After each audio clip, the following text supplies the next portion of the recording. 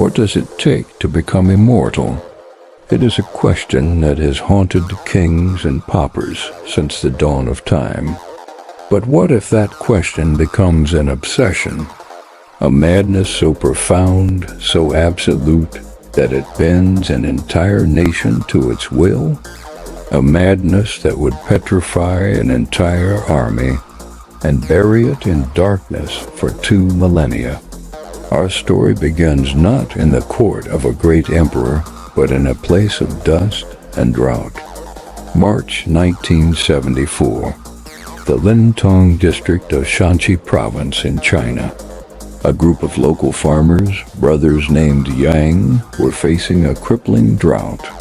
To save their crops, their families, they decided to do what generations had done before them: dig a well. They dug through the dry, red earth, meter after meter, and then, at about 5 meters down, the quiet clink of a shovel hitting something that was not rock, something hard and strangely hollow. Curiosity turned to confusion, and perhaps a touch of fear. It was a head, a life-sized head made of a hard-baked clay. They thought they had stumbled upon an old temple, or perhaps a cursed burial ground.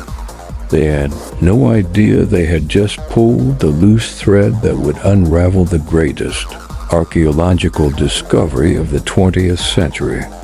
Word of the strange discovery reached the authorities. Archaeologists arrived, and what began as a small excavation soon spiraled into a project of unimaginable scale. They realized the farmers hadn't just found a statue. They had found a soldier, and he was not alone. He was part of an army, a silent, subterranean army that had stood guard in the dark for over 2,000 years. An army of thousands of infantrymen, archers, cavalrymen, and charioteers, all life-sized, all poised for a battle that would never come. This was not a collection. This was a supernatural honor guard, an entire imperial legion recreated in clay. But as the archaeologists cleaned the dust of centuries from their faces, they encountered the first profound mystery. No 2 faces were the same. This was not a mass-produced army of identical drones.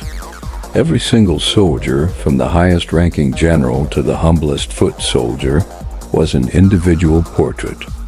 Unique hairstyles, distinct facial features, different expressions. A silent census of a long-vanished empire. But why?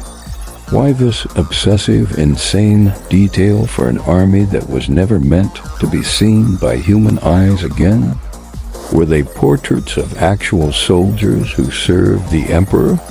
Was this the ultimate tribute or the ultimate curse, to have your soul bound to a clay shell for eternity, to serve your master even in death? To understand this ghost army, we must understand the man who commanded it. A man whose name echoes through history as a unifier, a tyrant, and a visionary. Qin Shi Huang, the first emperor of China.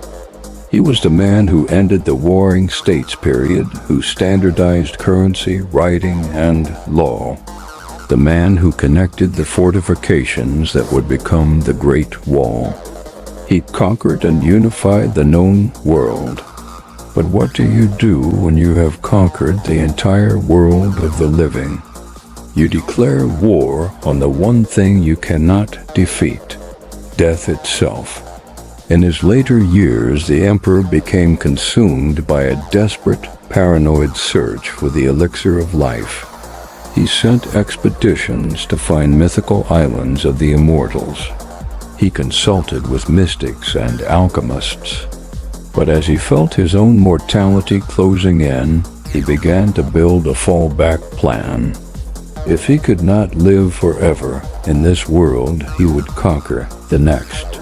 He would build himself an eternal empire, an underground kingdom. The Terracotta Army, as breathtaking as it is merely the opening act. It is just the garrison, the outer guard for the true prize. A short distance away lies a massive, man-made hill.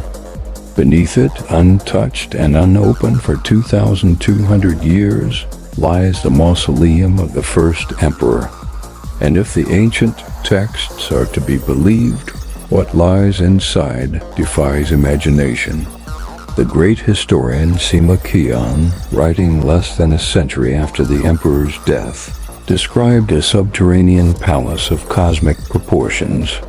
He wrote of a model of the heavens on the ceiling, with pearls representing the stars and moon, and on the floor a map of the emperor's entire empire, complete with China's two great rivers, the Yangtze and the Yellow River, recreated in rivers of flowing liquid mercury. This was not just a metaphor. Modern scientific surveys of the unopened tomb have detected shockingly high, abnormally dense concentrations of mercury in the soil directly beneath the mound, in patterns that roughly match the courses of China's rivers. The legends appear to be true. A toxic, shimmering, and deadly river system has been flowing in the darkness for 2 millennia. And the rivers of Mercury are not the only defense. Qin Shi Huang wrote that the tomb is protected by crossbows and arrows set to shoot at anyone who enters. Self-firing booby traps, engineered to remain under tension for thousands of years, waiting silently to greet any intruders. This raises the ultimate question. We know where it is. We have the technology. Why haven't we opened the tomb? The answer is a mixture of profound respect and profound fear. Fear of the deadly mercury vapors that would be released, poisoning the environment and the excavators. Fear that the moment air touches the artifacts inside silk, lacquer, wood, they could disintegrate into dust before our eyes. Just as much of the original paint on the terracotta wires vanished within minutes of being exposed to air. We fear that in our rush to uncover the past, we might accidentally destroy it forever. And so we wait. We wait for a technology that will allow us to enter this time capsule without breaking its seal, to see what the first emperor sees without disturbing his eternal slumber. The army of clay stands as a monument to a singular, terrifying will. It is the ultimate expression of the human desire to cheat death, to impose order on eternity. It is a snapshot of a civilization, but it is also a question carved in stone and clay. It asks us what truly lies within that silent hill.